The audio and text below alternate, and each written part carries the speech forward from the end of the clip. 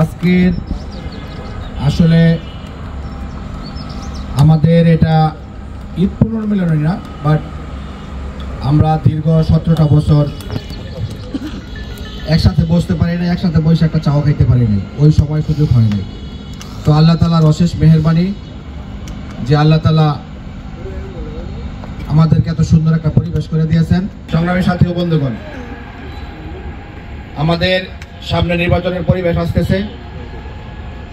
বিগত আন্দোলন সংগ্রামে নারায়ণগঞ্জ জেলা স্বেচ্ছাসেবক দলের মধ্যে যতগুলো ইউনিট আছে সবগুলা ইউনিয়নের মধ্যে সবচাইতে গুরুত্বপূর্ণ ভূমিকা রাখছে তারাবো পৌরসভা স্বেচ্ছাসেবক দল।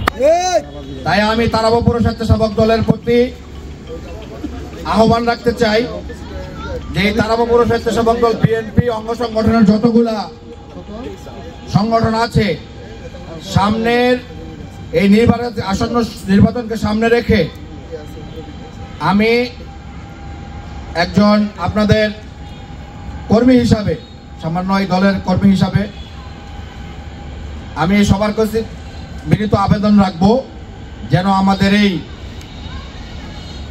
প্রক্রিয়াগুলো, আমাদের সাংগঠনিক কার্যক্রমগুলো যেন চলমান থাকে।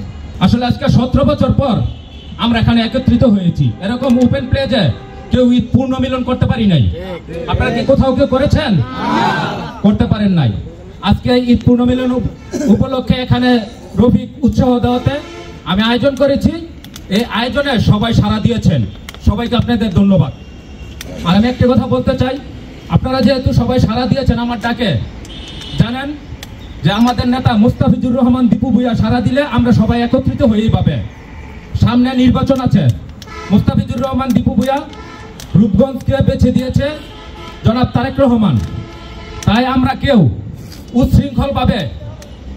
উচ্ছৃঙ্খল করব না, কেউ কোনো ন্যক্কারজনক ঘটনা যাব না, যাতে আমাদের নেতার, যেহেতু আমরা একটা কিছু করলে আমাদের নেতা মুস্তাফিজুর রহমান দীপু ভূঁইয়ার উপরে পড়ে, সেদিকে লক্ষ্য রেখে আমরা কাজ করব। এখানে আমাদের এখানে স্বেচ্ছাসেবক দলের ঈদ পূর্ণ মিলনী একটা অনুষ্ঠানের আয়োজন করা হয়েছে।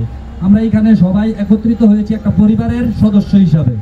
আমরা প্রতিটা সদস্য চেষ্টা করব যাতে আমাদের ঐক্যবদ্ধ শক্তির মাধ্যমে দীপু ভাই, রফিক ভাই, আলতাফ ভাই তাদের হাতকে শক্তিশালী করার মাধ্যমে যাতে সামনের জাতীয় সংসদ নির্বাচনে দীপু ভাইকে আমরা সংসদে পাঠাতে পারি, তার জন্য আমরা সবাই সর্বশক্তি ব্যয় করে ঐক্যবদ্ধভাবে আমাদের সামনের ইলেকশনটা আমরা যাতে করতে পারি।